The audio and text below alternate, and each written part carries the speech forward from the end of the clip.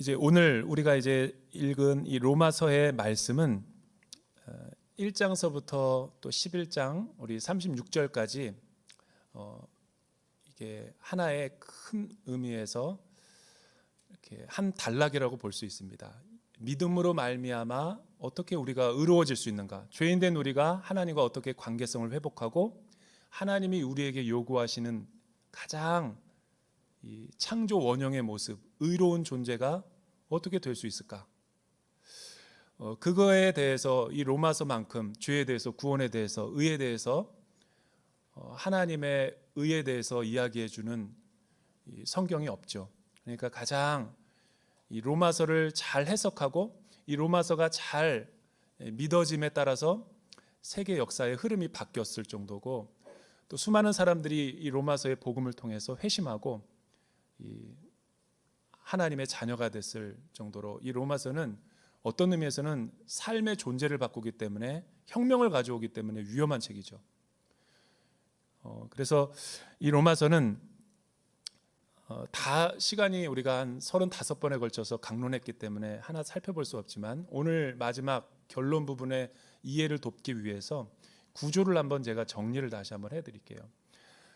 여러분, 보통 이 전통적인 방법에서 로마서를 단락을 나눌 때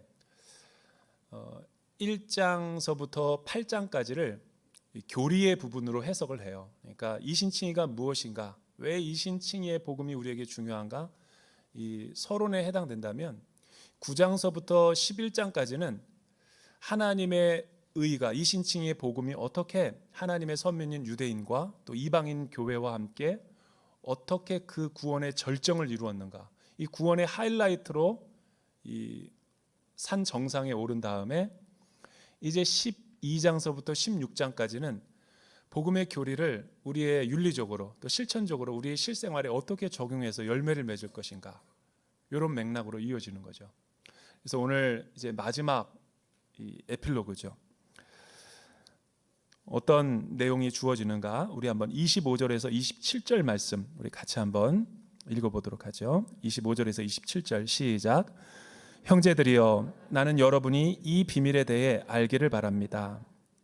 이것은 여러분이 스스로 지혜 있다고 생각하지 못하게 하려는 것입니다. 이 비밀은 이방 사람의 충만한 수가 들어오기까지 이스라엘 가운데 일부가 완악하게 됐다는 것입니다. 그리하여 온 이스라엘이 구원을 받게 될 것입니다. 기록되기를 구원자가 시온에서 나와 야곱에서 경건치 않은 것을 제거하실 것이다. 이것은 그들과 맺은 내 언약이니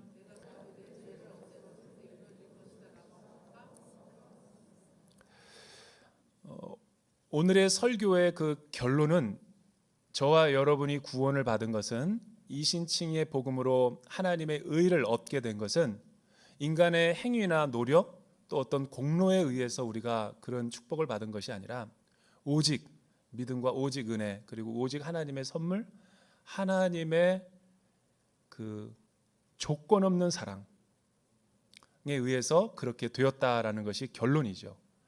근데 이 조건 없는 사랑을 아무리 번역을 해도 잘 안 돼요. 원래 이게 하나님의 신적인 사랑을 성경에서는 헤세드의 사랑이라고 그러거든요.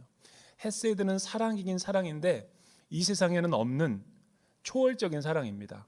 어떤 가치나 조건, 스펙에 따라서 차별하는 사랑이 아니라 기분 좋을 때는 사랑하다가 기분 나쁠 때는 버려버리는 그런 이 인본주의적인 사랑이 아니라 절대적인 사랑, 변함없는 사랑, 하나님의 성품에 있는 그 사랑. 하나님은 사랑 때문에 이 세상을 창조하셨고, 삼위일체 하나님은 서로 사랑의 관계성에 코이노니아를 맺고 있고, 또 이 사랑의 하나님의 최종 완결이 십자가에 나타난 사랑이죠. 자기 아들을 내어주기까지 죽게 하신, 우리를 살리고. 그러니까 이 헤세드의 사랑은 번역이 안 되다 보니까 영어로도 한국말로도 긍휼이라고 번역한 거예요.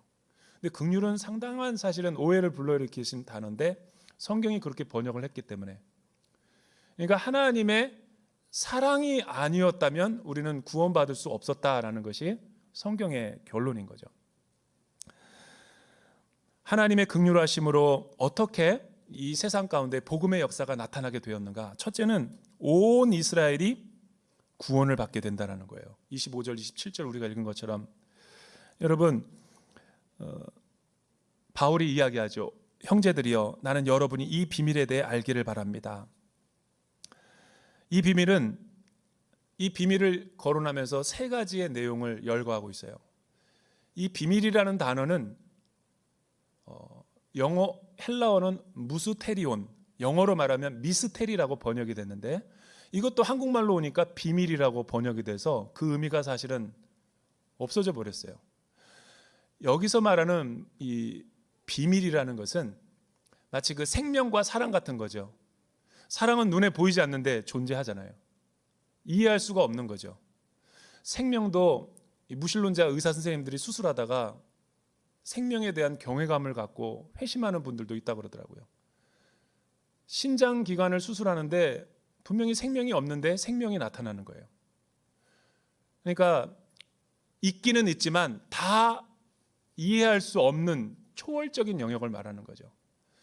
그래서 이런 의미는 기독교를 이성의 종교라 하지 않고 계시의 종교라고 말하는 것은 하나님께서 계시자가 돼서 우리에게 이 비밀, 계시를 알려주는 만큼 우리가 알 수 있기 때문에 비밀이라고 말한 거예요.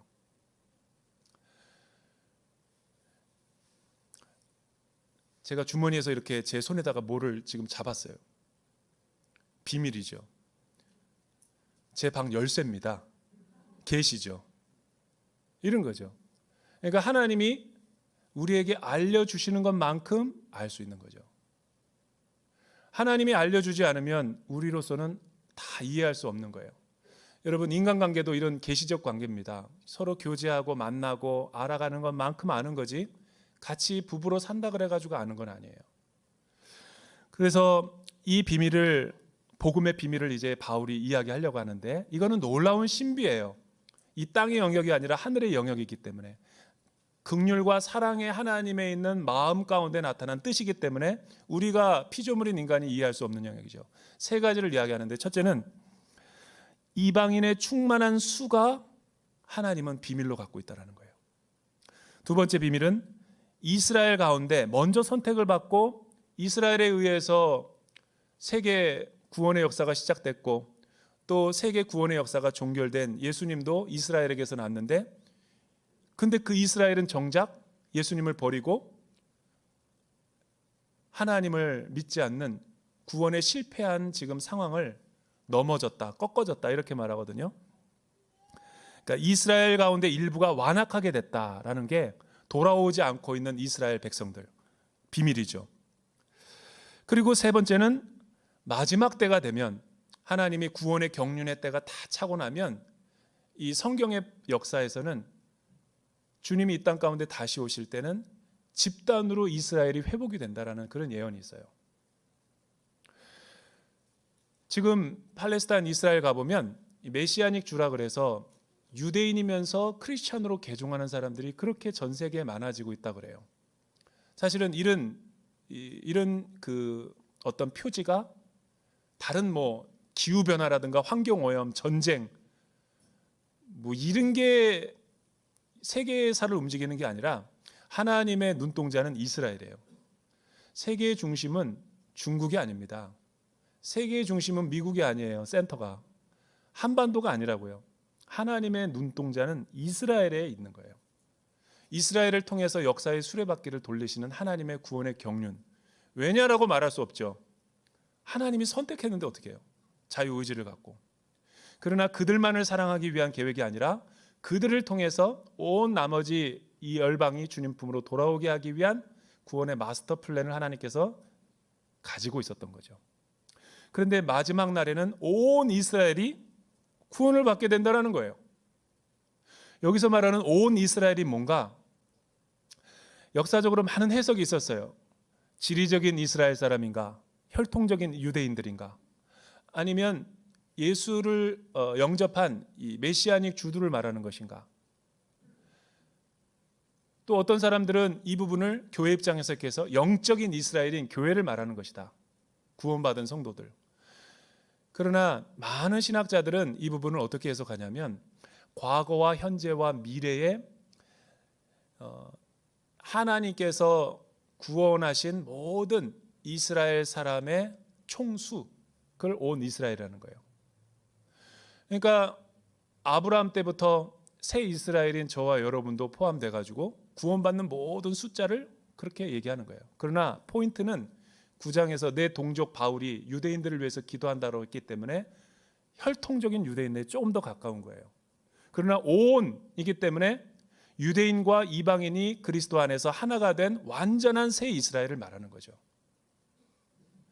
그러나 중요한 것은 유대인들이 돌아온다라는 거예요. 지금도 돌아오고 있고, 내년 우리가 2월 13일 날 가서 30명이 지금 성지순례를 가고 있는데 보게 될 거예요. 너무나 충격적인 일들을 많이 보게 될 거예요. 그런 신비한 일들이 일어나는 거죠. 그런데 어떻게 해서 온 이스라엘이 회복을 받게 될 것인가? 여기서 말하는 그리하여라는 것은 사실은 접속사가 아닙니다. 부사입니다. 부사. In this way, 영어로 말하면 이와 같은 방식으로. 그러니까 지금까지 이방인들의 구원이 이신칭의 믿음으로 말미암아 구원을 얻는 거죠. 하나님의 자녀. 원래 하나님의 자녀가 아니었던 외인들이었고 나그네들이었고 바깥에 있었던 사람들인데 하나님이 우리를 긍휼로 불러주셔서 하나님의 자녀가 되게 하셨는데, 그게 우리가 믿음으로 말미암아 의로워진 거죠. 이와 같은 똑같은 방법으로 그 유대인들도 율법을 지킴으로가 아니라 믿음으로 의해서 하나님의 자녀가 될 것이다. 그러니까 예수를 믿고 주님께로 돌아오는 유대인들이 많아진다는 얘기죠. 두 번째는 여러분 그 28절에서부터 32절 말씀 우리 같이 한번 크게 읽어볼까요? 28절에서 32절 시작.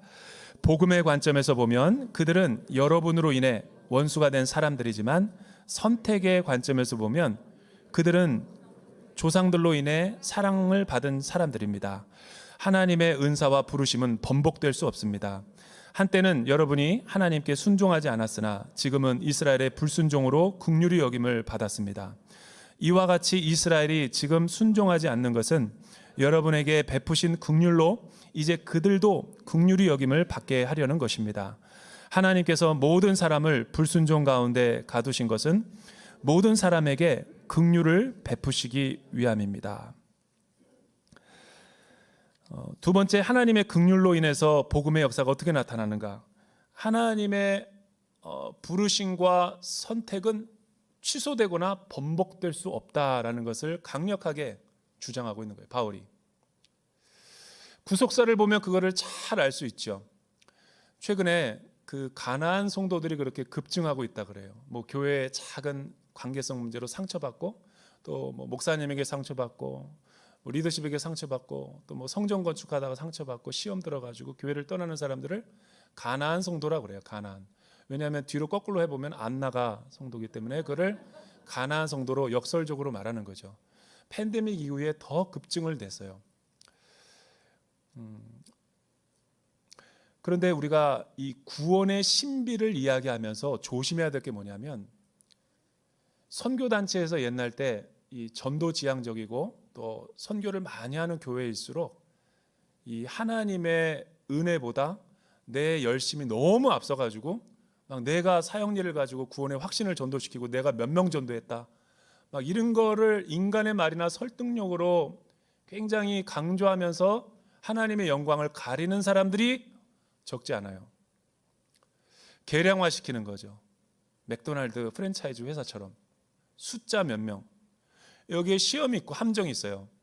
하나님은 숫자와 이 자랑을 굉장히 싫어합니다. 여러분, 다윗이 하나님 앞에 심판받은 게 인구수를 계수하다가 심판받고 멸망받은 거 아시죠? 내가 이 정도 했지, 내가 열심히 했으니까 은근히 이 정도 과시하고 싶은 마음이 있지. 그러니까 신앙생활 하다가도 너무 좋은데, 열심히 있고 너무 좋은데 너무 오버하고 막 앞서 나가가지고 자기 의를 드러내는 사람이 있어요. 그리고 이 신앙생활 하다 보면은 왜 시험이 들고 순해서 관계가 어려워지고 그러냐면 무슨 문제가 있긴 있어요. 근데 누구로부터 문제가 되는지 모르겠어. 근데 문제가 있는 곳을 가보면 반드시 원인이 교만이 있어요.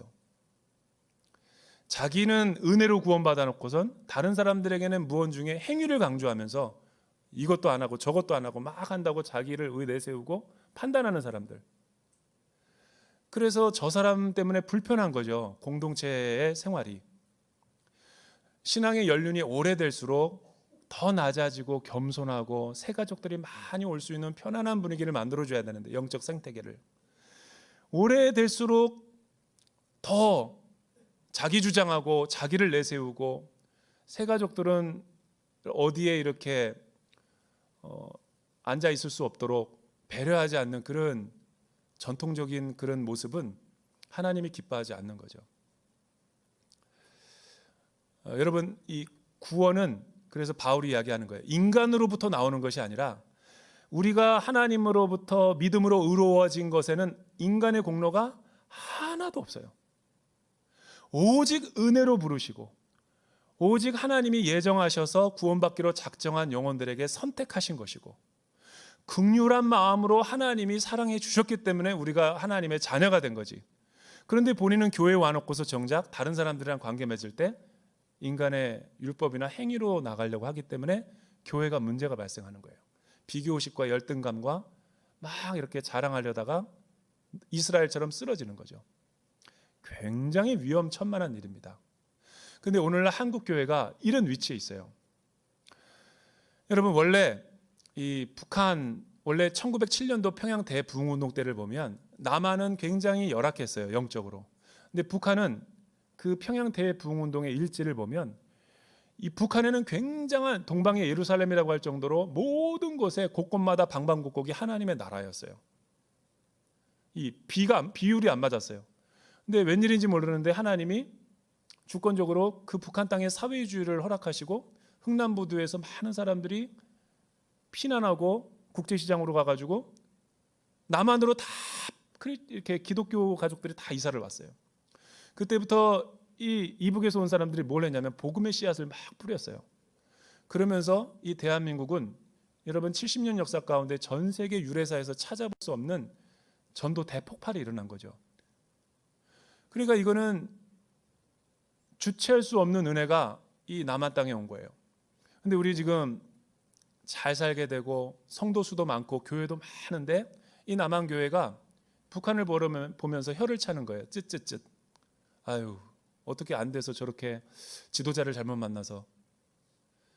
통일이 안 이루어지는 것은 북한 사람들 때문이 아니라 제가 보기에는 남한 사람들 때문에 안 이루어진다고 보는데, 도덕적 우월의식과 어떤 풍요의 어떤 우월의식을 갖고 판단하는 거죠.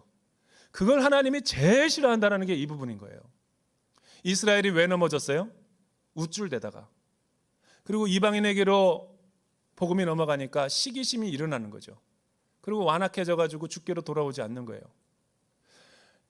여러분, 신앙이 좋은 사람이 비신자들이나 무신론자들에게 더 낮아지고 겸손해서 하나님의 영광과 사랑으로 그들을 잘 드러내야 되는데, 배타적 우월주의에 빠져가지고 나는 의인이고 너는 지옥의 땔감 정도다, 막 이런 식으로 무시하고 판단하니까 남편이 너나 예수 믿고 구원받아라, 자녀들이 그렇게 엄마나 천국 가슈, 나는 이 땅에서 잘 먹고 잘 살 테니까, 이런 역사의 아이러니가 우리 사회에 일어난 거죠.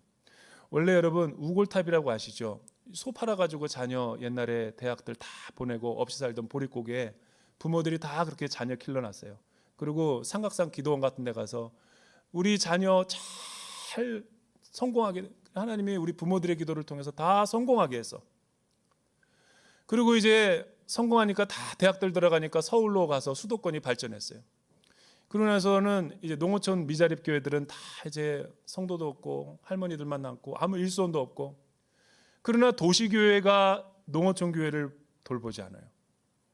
이런 게 굉장히 위험한 심판의 표지라는 거예요. 9장서부터 11장 이걸 말하는 거죠. 원가지도 하나님이 참 감람나무도 아끼지 않고 꺾이셨거든 돌 감람나무인 이방인 교회가 참 감람나무에 접붙였다면 너희도 예외도 아니라는 거예요. 그러니까 너희도 이스라엘 사람처럼 우쭐대다가 그렇게 교만해져서 꺾어질 수 있다는 거예요. 그러니까 바울은 이 지금 말하는 게 복음의 관점에서 보면 그들은 복음에는 원수가 된 사람들이지만 선택으로 하여금 언약으로 보면 관점에서 보면 그들이 우리의 조상이라는 거예요. 뭐를 말하려는 거죠? 하나님의 은사와 부르심은 번복이 안 된다. 다른 말로 하면 한번 마음으로 믿어 의에 이른 사람은 방황은 하고 광야의 길은 가고 가나안 성도는 될 수 있지만 취소되거나 하나님은 절대로 믿는 자들을 포기하지 않는다. 그리고 한때 이렇게 된 데는 먼저 지금 신앙생활 잘하고 있는 성숙한 사람들이 믿음이 강한 사람, 믿음이 약한 사람을 돌보지 않아서 그렇다는 거예요. 여러분이 하나님께 순종하지 않았으나 한때 이방인들도 지금은 이스라엘의 불순종으로 여러분도 긍휼히 여김을 받은 거다. 이와 같이 이스라엘이 지금 순종하지 않는 것은 여러분들에게 베푼 이 긍휼의 사랑을 그들도 긍휼히 여김을 받게 할 것이라는 거예요. 뭘 말하려는 거예요, 바울이? 하나님께서 온 세계 모든 사람을 지금 예수 믿지 않게 하는 사람들이 남겨둔 것은 먼저 예수 믿고 이신칭의 복음을 믿은 사람들로 하여금 다가가서 손길로 하나님의 손 내미는 손길로 다가가게 하기 위함이라는 거예요.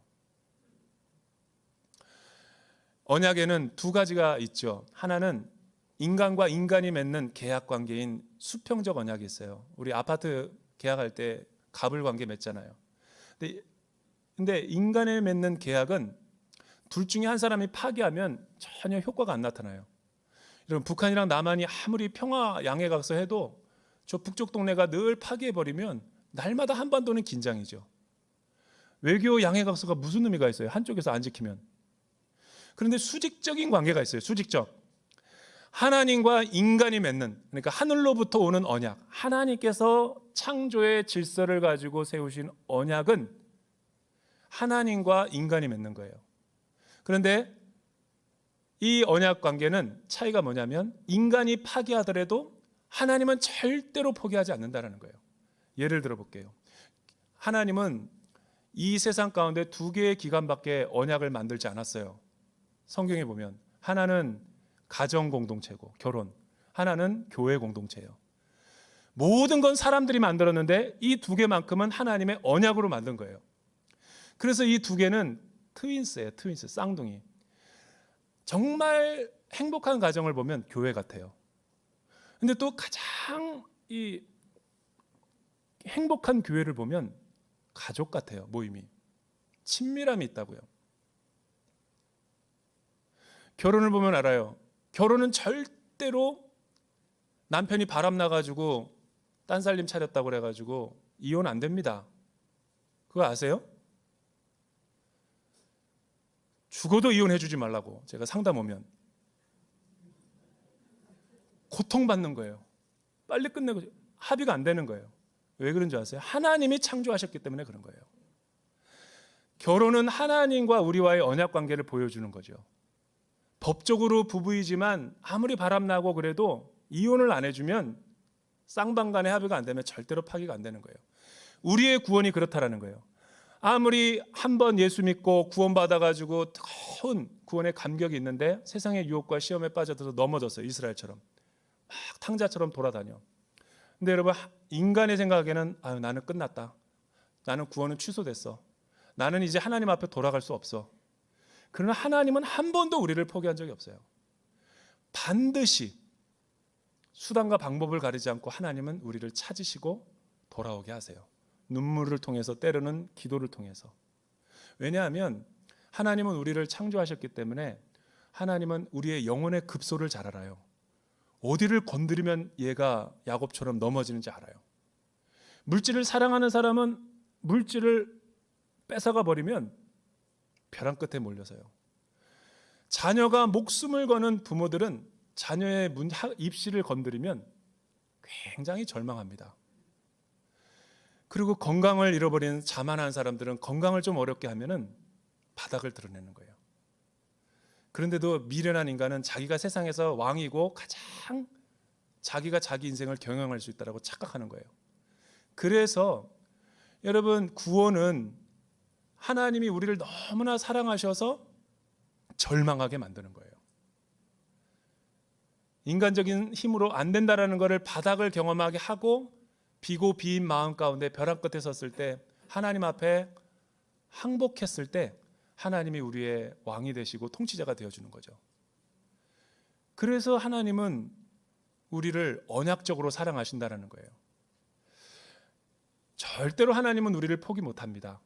그러니까 교회 안에는 십자가의 복음을 믿지 않는 사람이 있어요. 분명히 마음으로 믿어 않는 사람이 있어요. 그냥 교리적으로 믿거나 그냥 발만 왔고 혹은 비즈니스적으로 사업 때문에 여기 와 있는 사람도 있어요.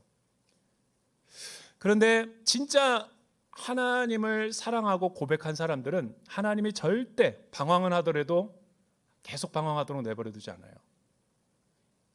만나는 사람들마다 너 교회 나가야 돼 이런 소리 듣게 하고 꿈속에서라도 나타나셔서 우리를 붙잡아 주시는 거죠. 그래서 여러분, 남편과 자녀, 우리 주변에 있는 사람들을 놓고 기도의 대상이 있으면 포기하지 말고 기도해야 돼요. 그러나 또 놀라운 사실은 우리는 왜 선교하고 전도하냐면 우리가 누가 예정하고 누가 선택하고 하나님이 구원을 주시기로 한 비밀을 몰라요. 그렇기 때문에 심부름만 하는 거죠. 로봇과 스피커로 통로만 되는 거예요. 그래서 복음의 씨를 뿌려보면 알아요. 예수 믿을 것 같은 사람은 안 믿고 전혀 안 믿을 것 같은 사람은 돌아오고, 이게 심부름꾼이죠. 우리가 강단에서 설교하는 이유도 마찬가지인 거죠. 이 설교가 이해가 되고 하나님의 사랑이 느껴진다, 그 사람의 구원은 절대로 취소될 수가 없어요. 절대로.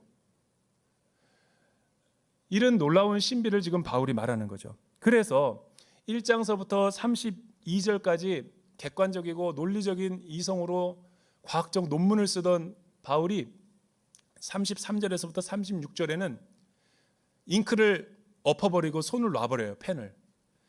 과학자에서 음유 시인으로 바뀌어버리는 거예요. 도대체 나도 모르겠다. 깊도다 하나님의 지혜와 지식에 부요하며 누가 하나님의 모사가 됐느냐, 누가 하나님의 지혜를 안다고 할 수 있겠느냐. Nobody knows. 아무도 몰라요. 모든 만물이 하나님께로부터 왔고 하나님에게 있고 하나님께로 돌아가고 오직 하나님의 영광으로 갈 뿐이다. 이 말을 시장 언어로 표현하면 우리 성도들이 잘하는 거, 모든 사역을 하고 예수 믿는 교회 다니는 사람들은 이상해. 왜 맨날 모든 걸 해놓고선 자기가 직장생활에서 돈 벌어놓고선 하나님이 하셨습니다. 자녀를 열심히 돌봐가지고 좋은 대학 가게 해놓고서 왜 하나님이 하셨습니다. 왜 그럴까? 믿지 않는 사람들은 몰라요. 하나님이 청지기로 우리에게 맡겨놓은 것뿐이지 다 하나님이 하신 거죠. 그걸 영광이라고 그러는 거예요. 성실하게 땀 흘려가지고 노력한 사람이 금메달을 목에 걸었을 때 그게 영예고 명예이듯이 하나님은 우리를 하나님의 긍휼하심으로 구원도 시작하셨고, 또 한 번 구원받은 사람은 끝까지 견인하시고 영광스러운 존재가 되게 할 때까지 끝까지 사람 막대기와 인생 채찍으로 바닥을 경험하게 하서라도, 다리 목낭구를 분지러뜨려서라도 영광스러운 존재가 되게 하신다라는 거예요. 그러므로 우리의 구원은 취소가 안 되죠. 이 사랑을 깨달으면 시인이 안 될 사람이 없죠. 그래서 매 주일마다 우리는 하나님이 하신 일을 높여드리고 찬양하는 거예요. 그게 그리스도인인 거죠. 저와 여러분들이 그런 영광스러운 존재가 되기를 주님의 이름으로 축복합니다. 기도하겠습니다. 사랑하는 주님, 복음의 위대함, 또 하나님의 놀라운 그 심오한 하나님의 지혜에 대해서 우리가 짧은 지식으로 살펴보았습니다. 모든 것이 하나님에게서 나오고 하나님으로 인해 왔고 하나님께로 돌아갑니다. 하나님의 이름만 영광을 받아 주시옵소서. 주님, 우리가 그렇게 하나님의 영광을 드러내는 아름다운 삶이 되게 하여 주시옵소서. 예수님의 이름으로 기도드립니다.